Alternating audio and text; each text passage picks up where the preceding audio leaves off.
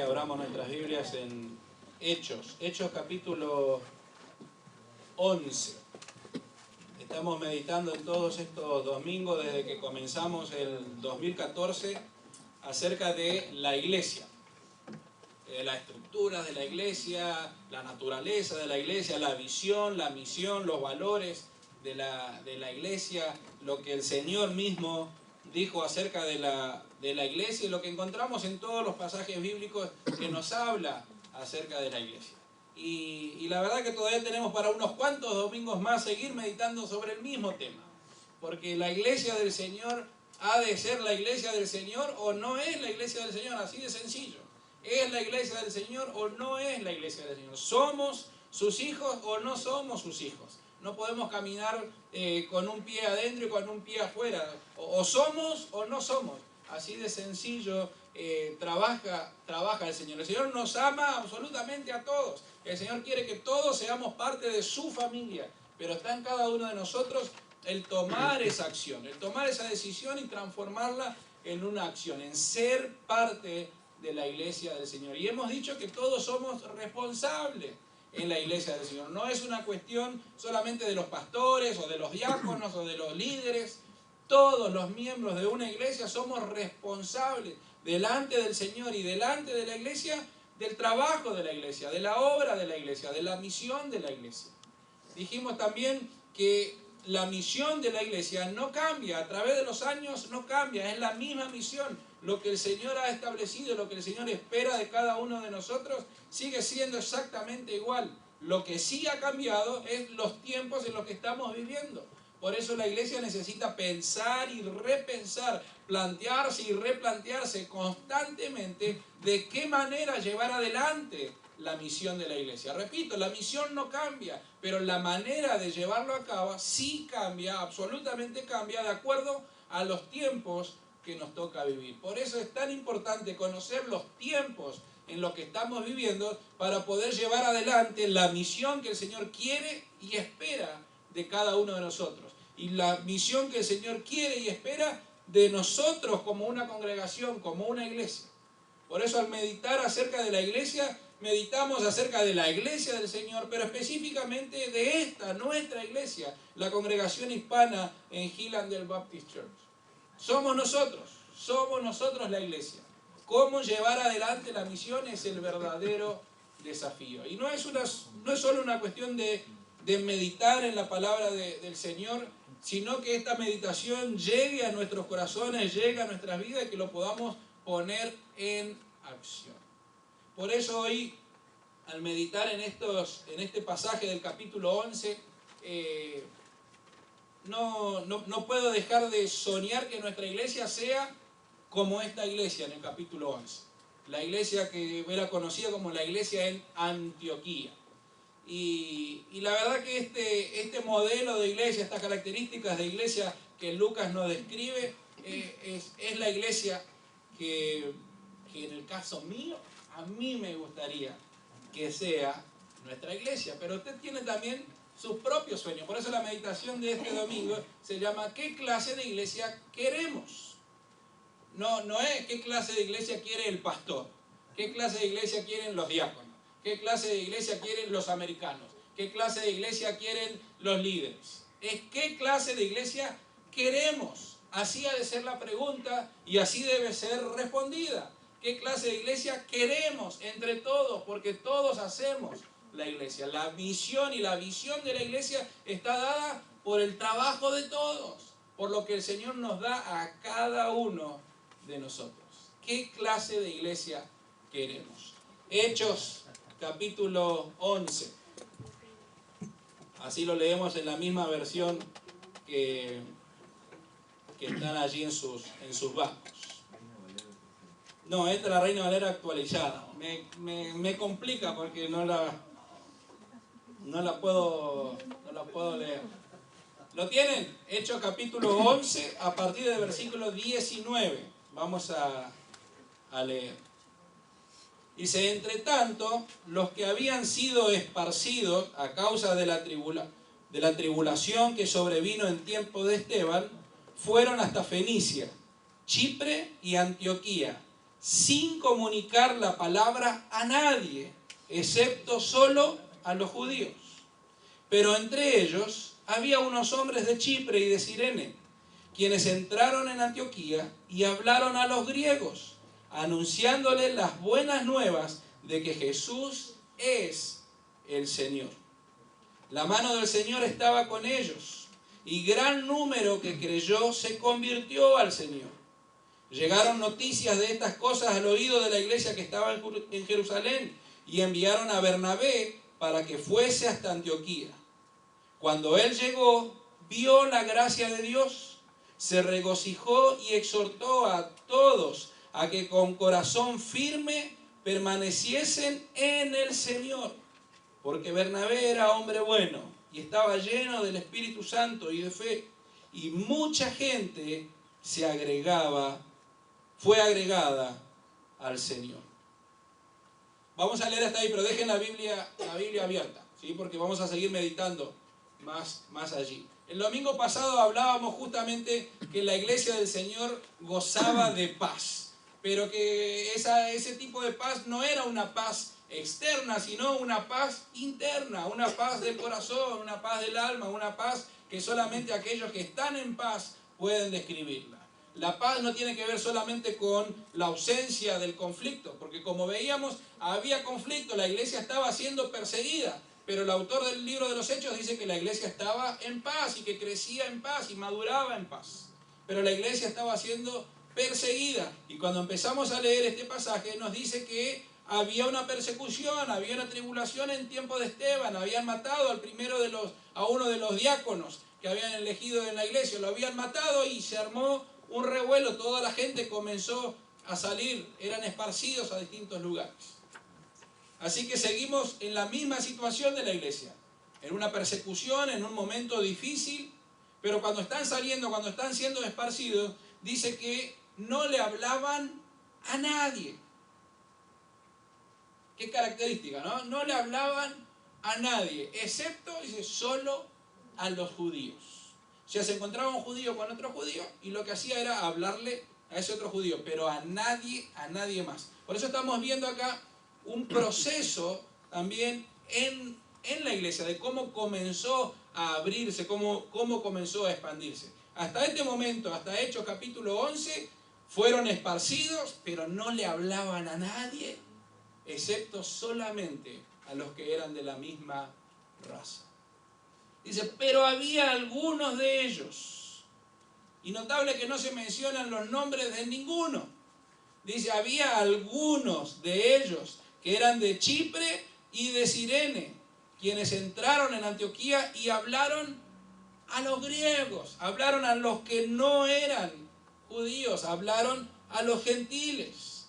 ¿Y qué le hablaron? Las buenas noticias de salvación en Cristo Jesús. Y creo que a partir de allí comienza a describirse lo que pasaba en esta iglesia. Las características de esta iglesia.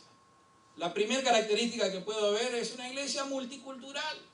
Estaban allí los de Chipre, los de Cirene, de distintos lugares, distintas culturas, distintas maneras de ver las cosas, pero estaban juntos, estaban congregados y comenzaron a anunciar el Evangelio de Cristo Jesús más allá de lo que estaban acostumbrados a hacer.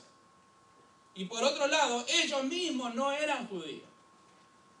Muchos de ellos no eran judíos. Y comenzaron también a compartir el Evangelio del Señor.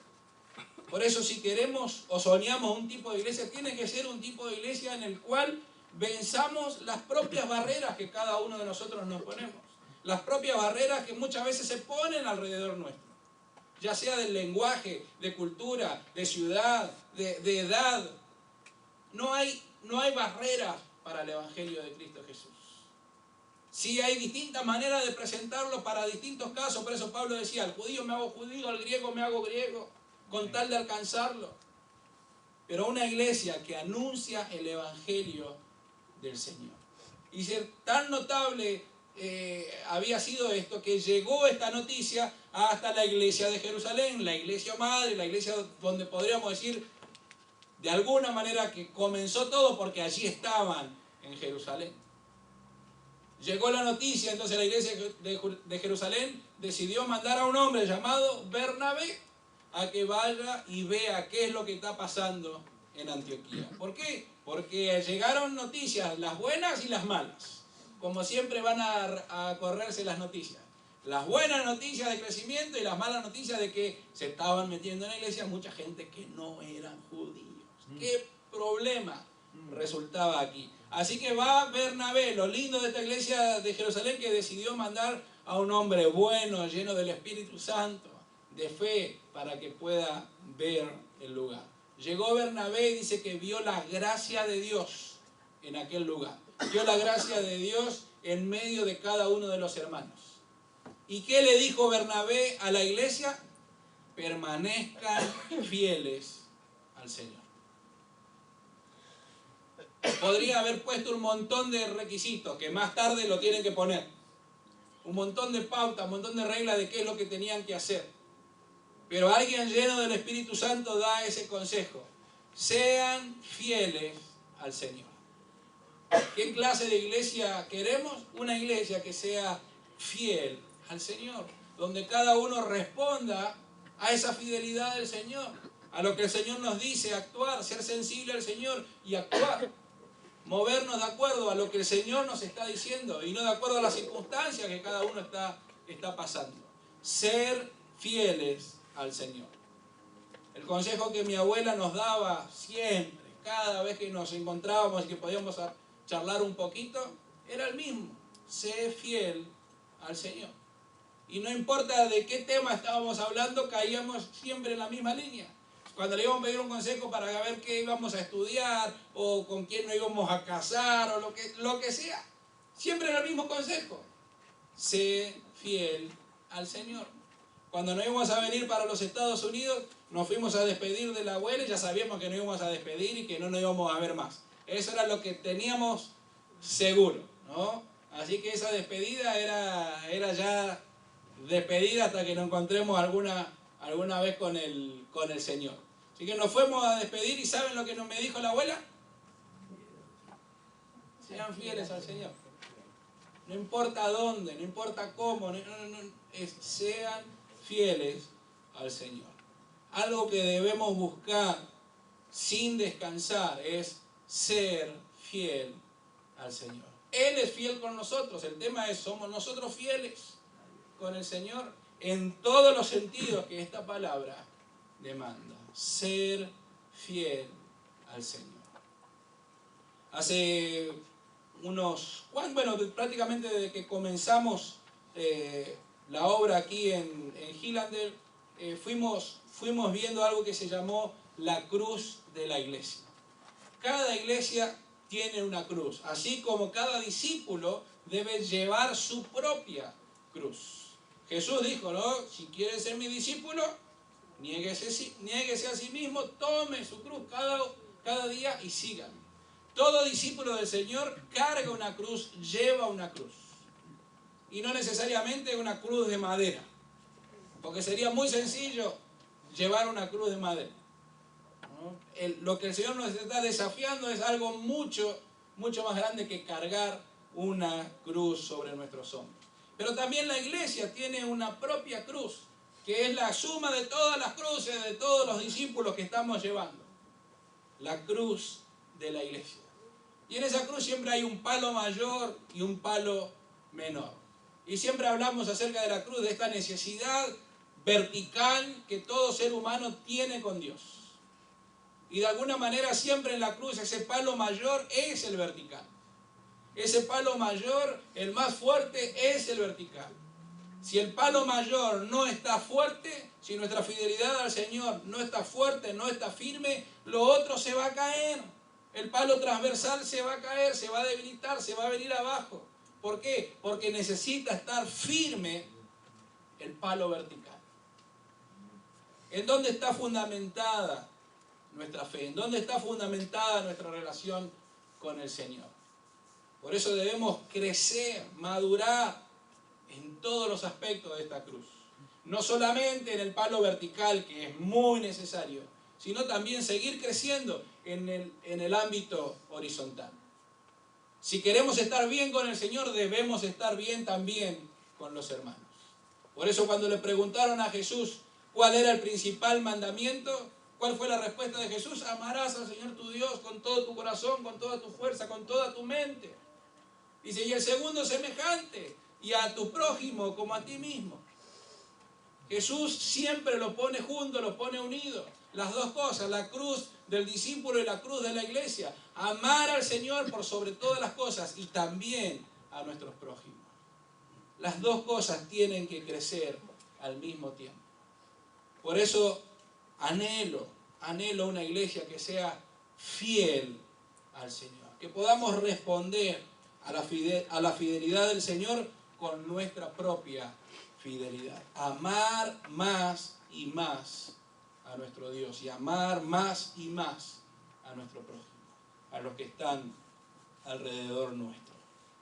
Sigue el pasaje bíblico, espero que lo hayan dejado abierto todavía. 25, versículo 25.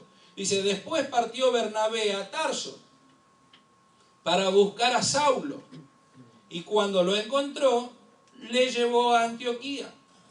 Y sucedió que se reunieron todo un año con la iglesia y enseñaron a mucha gente. Y los discípulos fueron llamados cristianos por primera vez en Antioquía. Deje abierta la Biblia. Este Bernabé va a buscar ¿a quién? A Saulo. No era todavía el apóstol Pablo, era Saulo, el que había estado en la muerte de Esteban. No, pero decide ir a buscar a Saulo. Gloria a Dios por los Bernabés que hay de vez en cuando en la historia de la iglesia. Aquellos que aún pueden ver algo bueno en donde todos vemos algo malo, ¿no? ¿Qué es más natural para nosotros? ¿Ver lo bueno o ver lo malo? Díganme la verdad. No sean tan honestos tampoco. Pero es así, es mucho más fácil ver lo malo. Uno puede ser una persona excelente, pero tiene una manchita, ¿y a dónde vamos? A la manchita. Uno se compra un traje nuevo, tiene una manchita, ¿y dónde? Mira la mancha y todo, a ver la manchita. Todos somos más fáciles de ver el error. Y a veces por solamente mirar el error no vemos el resto. Cuando en realidad es un hermoso traje nuevo que tiene una manchita, pero para nosotros la mancha es mucho más importante. Y no digo que no sea cierto, porque la Biblia también nos habla de que una sola mosquita arruina todo el perfume. Una sola manchita arruina todo lo que uno puede hacer. Tenemos que tener muchísimo cuidado, pero tenemos que tener los ojos tan abiertos de poder ver la realidad como es en realidad. Por eso Jesús decía, quítate, ¿no?, la viga, el tronco que tienes en tus ojos, porque estás mirando una pajita en el ojo ajeno. Por eso Bernabé pudo ver en Saulo algo que los demás no alcanzaban a ver. Y llevó a Saulo hasta Antioquía. Pero lo que me llama la atención es lo que hicieron. Se quedaron allí los dos todo un año enseñando a la iglesia. ¿Qué clase de iglesia quiero? ¿Qué clase de iglesia sueño? ¿Qué clase de iglesia me gustaría que seamos? Una iglesia que enseñe la palabra del Señor. Una iglesia que enseñe constantemente la palabra del Señor. Una iglesia que tiene que estar fundamentada en la palabra del Señor. ¿Cuál es nuestra guía? La palabra del Señor. ¿En dónde fundamentamos todo lo que hacemos o dejamos de hacer? En la palabra del Señor. Si la palabra del Señor nos dice que hay que hacerlo, hay que hacerlo. Y si la palabra del Señor dice que no hay que hacerlo, no hay que hacerlo. Que la palabra del Señor sea el fundamento en el cual podemos estar parados, porque es en el único lugar donde podemos estar firmes. No va a ser en nuestras estrategias, no va a ser ni siquiera en nuestros propios sueños, no va a ser en lo que nos gustaría. Todo eso puede llegar a ser una realidad si estamos parados, fundamentados en la palabra del Señor. Y no es solamente una cuestión de pararse, ¿no? Uno pudiera tirar la Biblia en el piso y pararse allí arriba de la Biblia y no está fundamentado en la palabra del Señor. Es saber vivir la palabra del Señor.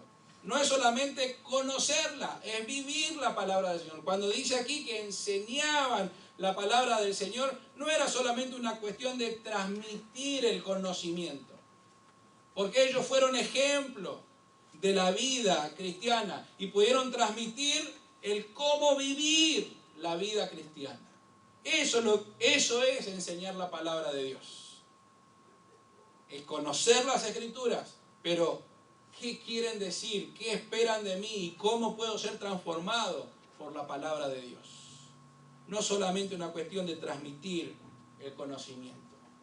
Es importante transmitir conocimiento, pero mucho más importante es transmitir lo que la palabra de Dios está haciendo en cada una de nuestras vidas.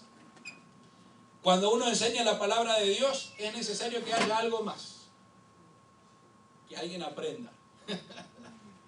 Porque todos somos excelentes en querer enseñar, pero en querer aprender, ahí ya se nos arruinó la cosa. Pero para que haya buena enseñanza tiene que haber buenos aprendizajes, buenos aprendices, buenos alumnos. Así que ambas cosas es necesaria en la iglesia del Señor. Una iglesia que enseñe la palabra de Dios y una iglesia que aprenda la palabra del Señor. Como dije recién, fundamentada en la palabra del Señor. Así ha de ser la cruz de la iglesia. Afirmada en la palabra del Señor y buscando la verdadera adoración a Dios. Como el mismo Jesús dijo que el Señor busca a los verdaderos adoradores, en espíritu y en verdad. No en un lugar, no aquí o allí, sino en espíritu y en verdad. En cualquier lugar donde tú te encuentres puedes adorar al Señor. Pero la única manera de saber que estás adorando al Señor, creador del cielo y de la tierra, es si estás fundamentado en la palabra del Señor y conoces a Dios de acuerdo a lo que la palabra del Señor nos revela. Por eso ese es el pie firme de la cruz de la iglesia, fundamentado en su palabra y adorando, amando más y más a Dios. Sigue el pasaje bíblico, Lucas nos sigue contando acerca de la iglesia en Antioquía.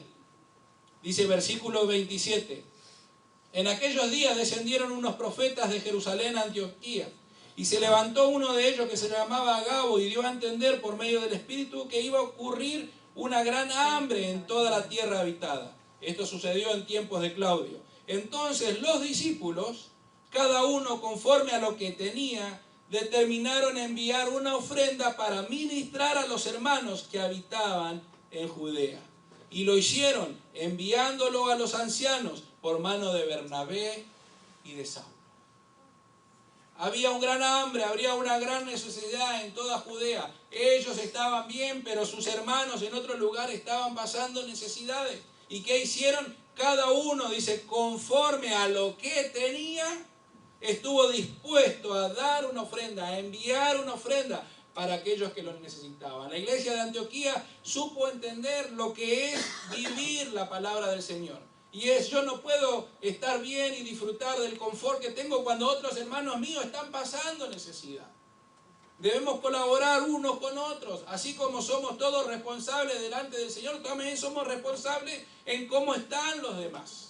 Y si había una necesidad, ellos también fueron parte de esa necesidad. Recogieron una ofrenda y la hicieron práctica, la recogieron y se la dieron a través de Bernabé y Saulo, que pueda ser entregada a los ancianos de aquel lugar y que pueda ser utilizada. ¿Qué clase de iglesia sueño, anhelo? Esta clase de iglesia, dispuesta a dar las necesidades de otros, más allá de las propias necesidades que uno tenga. Necesidades las vamos a tener siempre, pero cuando sepamos que hay necesidad en algún lugar, el estar dispuesto a dar. Por eso el Señor dijo que es mejor dar que recibir. Y sin ninguna duda que el Señor tenía razón en lo que decía.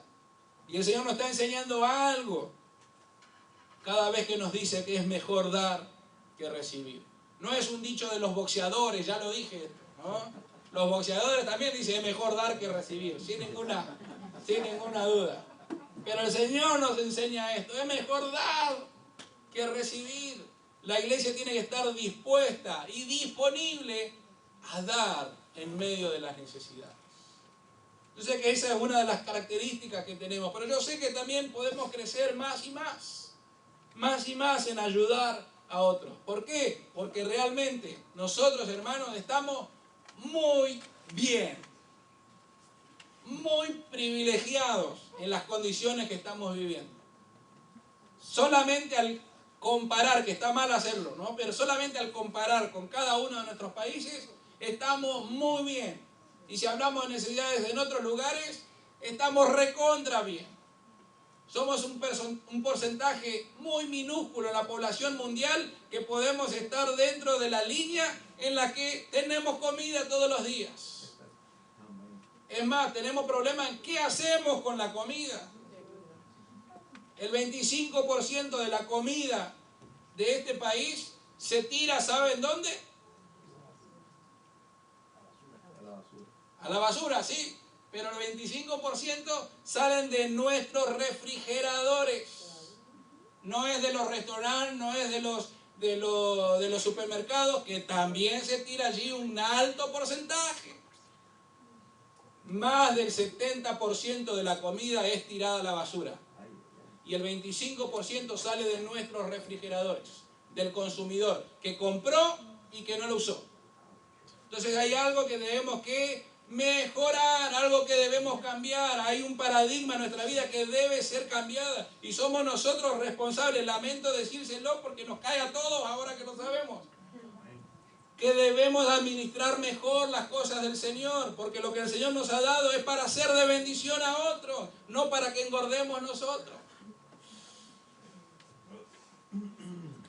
Una iglesia dispuesta a dar, una iglesia dispuesta y disponible a ofrendar cuando hay necesidad. Y salto al capítulo 13. Los primeros versículos nos sigue contando acerca de esta iglesia en Antioquía. Dice, había entonces en la iglesia que estaba en Antioquía unos profetas y maestros, Bernabé, Simón, llamado Níger, Lucio de Cirene, Manaén, que había sido criado con el tetrarca Herodes, y Saulo. Fíjese que a Saulo lo menciona último. ¿Sí?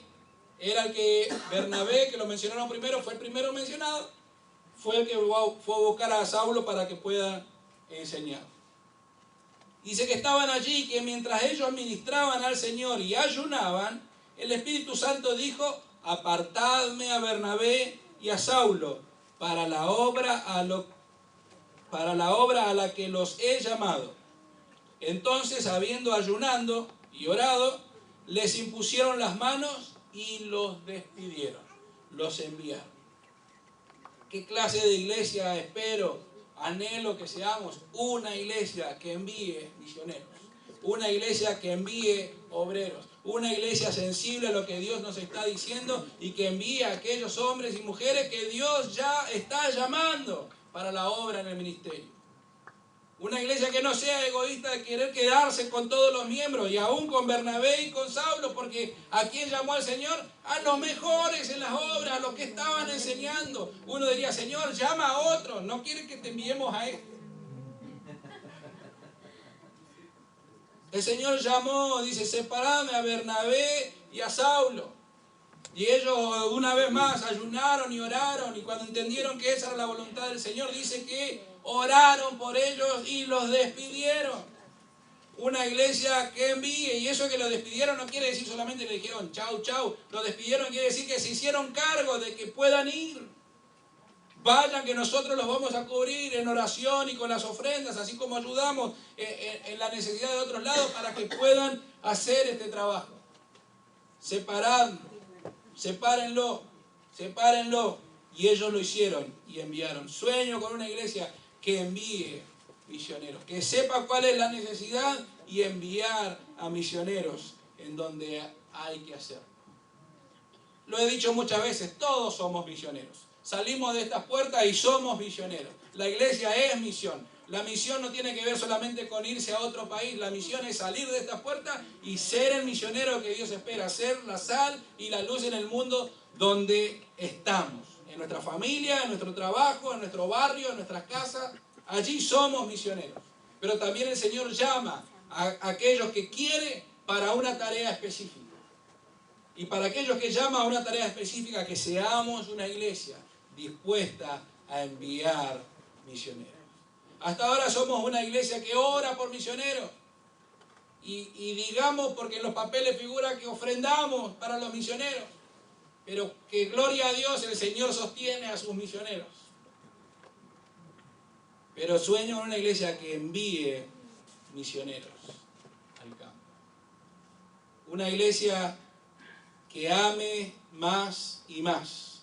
Una iglesia que crezca más y más. Una iglesia que sirva más y más. Una iglesia que alcance más y más. Estas son las 4 cosas que veo en la iglesia de Antioquía. Y quisiera que estas sean las cosas que nuestra iglesia pueda mirar.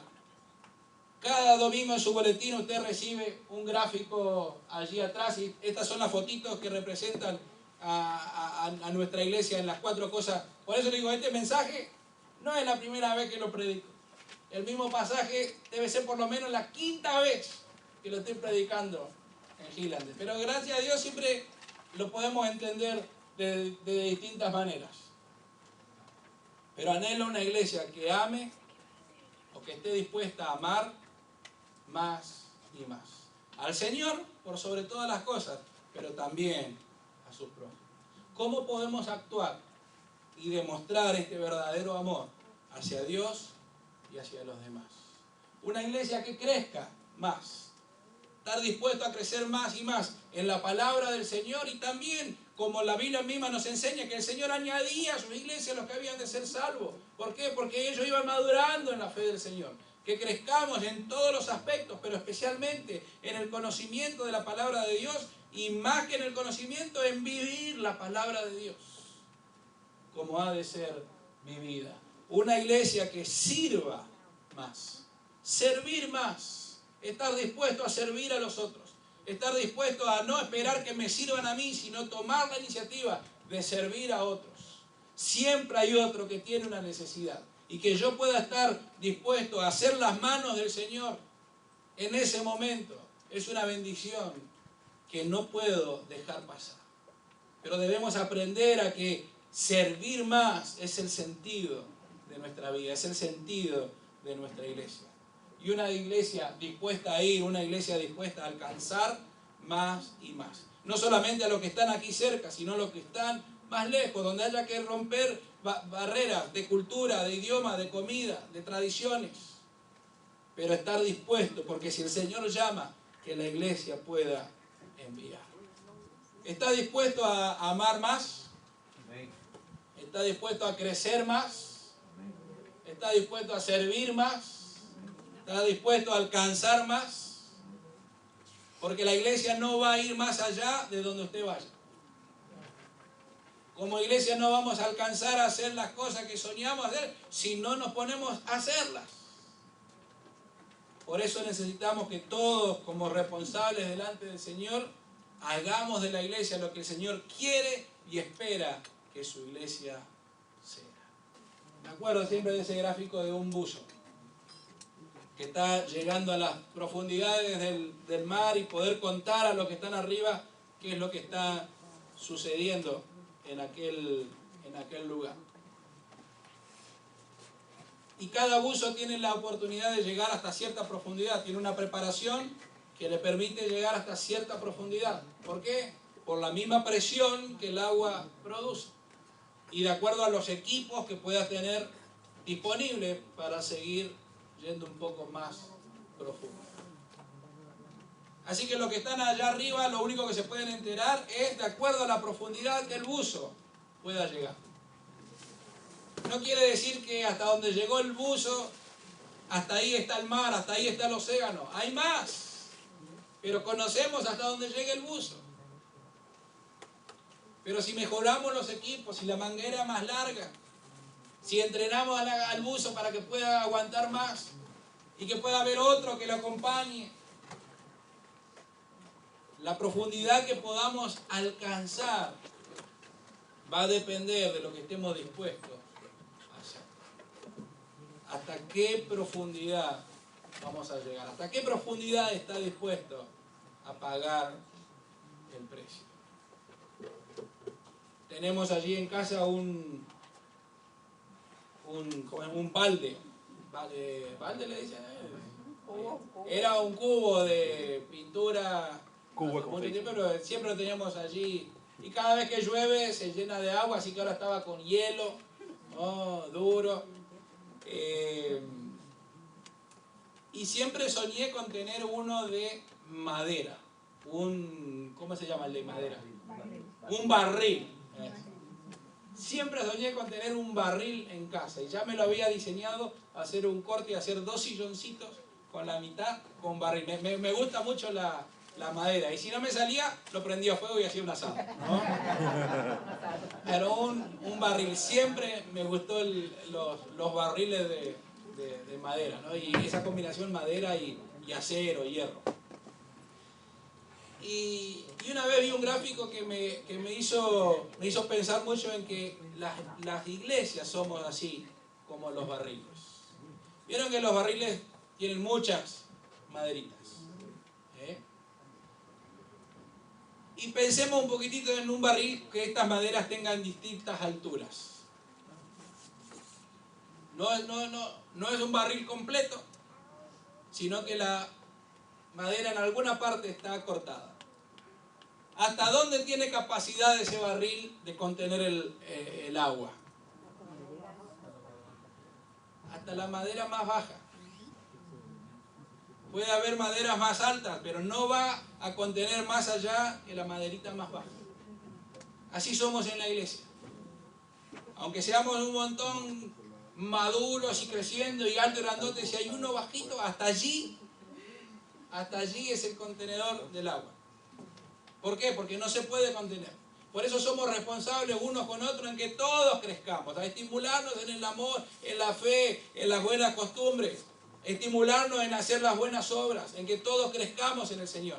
Porque si todos crecemos, todas las maderitas crecen hasta el máximo de su potencial, el barril puede contener lo que el barril fue diseñado. Una maderita que falte, una maderita rajada, eso se va filtrando. Por eso necesitamos entre todos crecer y armar un buen barril en el cual el líquido que entre allí pueda permanecer, pueda crecer, pueda madurar. Claro que no queremos que se queden nomás allí. Es solamente un ejemplo de un barril. No vamos a dibujar ahora una madera acá y hacer un barril. Pero sí que podamos entender que la iglesia no va a ir más allá de lo que nosotros podamos contener, de lo que cada uno de nosotros podamos contener. Que el Señor nos bendiga.